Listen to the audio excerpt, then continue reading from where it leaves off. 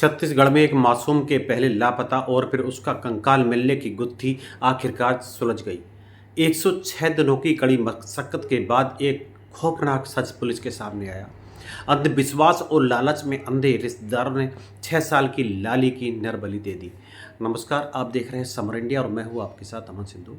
अगर आप हमारे चैनल पर नए हैं तो कृपया सब्सक्राइब कर दें। छत्तीसगढ़ में एक बार फिर नरबली की घटना ने पूरे देश को चौंका दिया है।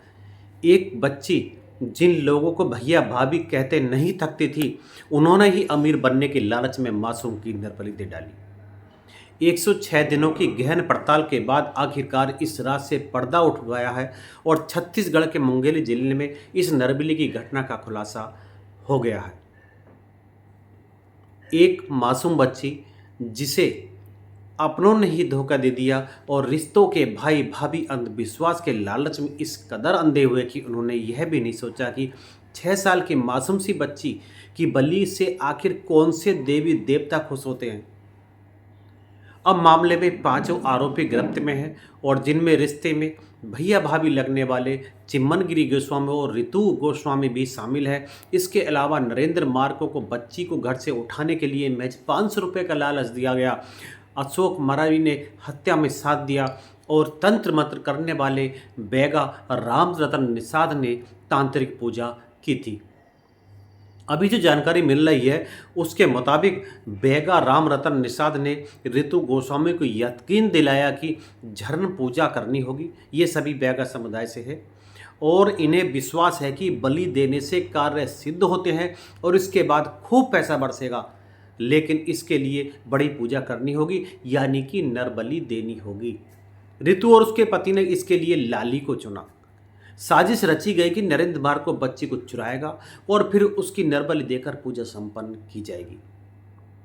मुंगेली के एसपी भोजराज पटेल ने मुताबिक घटना 11 अप्रैल 2025 की रात की है। थाने में शिकायत आई थी कि बच्ची अपनी मां के साथ सोई हुई थी और रात 11 बजे लापता हो गई और गांव में बारात आई हुई थी और 6 साल की लाली अपने घर में सोई हुई थी जिस समय बारात आई थी। साजिश के तहत नरेंद्र मार्को ने आधी रात को जब लाली सो रही थी तो उसके मुंह को दबाया और उठाकर ले गया। पास के शमशान घाट में बच्ची के कपड़े बदले गए और फिर झरन पूजा के लिए एक अलग ले जाया गया और बच्ची डर से छटपटा रही थी। चिम्मन और आस ने बच्ची के पैर पकड़े और बैगा राम रतन ने चाकू से उसका धड़ अलग कर दिया। पास के खेत में फिर शरीर को दफना दिया गया। पुलिस को घर वालों पर भी शक था, लेकिन ऋतु और चिम्मन की चालाकी से गांव वाले पुलिस वालों की मनसा पर ही सवाल उठाने लगे। उन्हें लग रहा था कि जिस परिवार से बच्ची गायब है उसी को परेशान कर रहे हैं और पुलिस के खिलाफ प्रदर्शन शुरू करने लगे और दबाव बढ़ रहा था। आखिरकार पुलिस को शक तो हो चला था, लेकिन सबूत गांव में ही छिपे थे, इसलिए ऐसे में पुलिस वालों को चुना गया। एक पुलिस वालों को गांव वालों में घुल मिल जाए, देखने वाले बोलने जैसा हो, इस पुलिस कांस्टेबल ने खुद को बैगा समुदाय का बताया और वही गांव में डेरा डाल दिया और लोगों का यकीन हो गया कि इसलिए वो परिवार से मांग कर खाता है और किसी के भी घर से बाहर सो जाता है और जल्दी ही वो उसमें शामिल हो गया। आखिरकार 5 मई को पुलिस को वो संकेत मिला जिसकी उसे तलाश थी। गांव वाले आपस में बात कर ही रहे थे कि ऐसा नहीं करना चाहिए था। बस शक बढ़ गया और गांव में फिर से सर्च ऑपरेशन शुरू हुआ और खेत की मेड़ के पास बच्ची का कंकाल मिल जाता है। डीएनए टेस्ट में यह भी साबित हो जाता कि कंकाल लाली का ही है। फिर संदिग्धों का पॉलीग्राफी टेस्ट, नार्को टेस्ट और ब्रेन मैपिंग की गई और सारा सच होता चला गया और 5 को गिरफ्तार किया गया और जिस चाकू से हत्या की गई थी वह भी मिल गया और पुलिस की पूछताछ में इन्होंने अपना गुनाह कबूल भी कर लिया।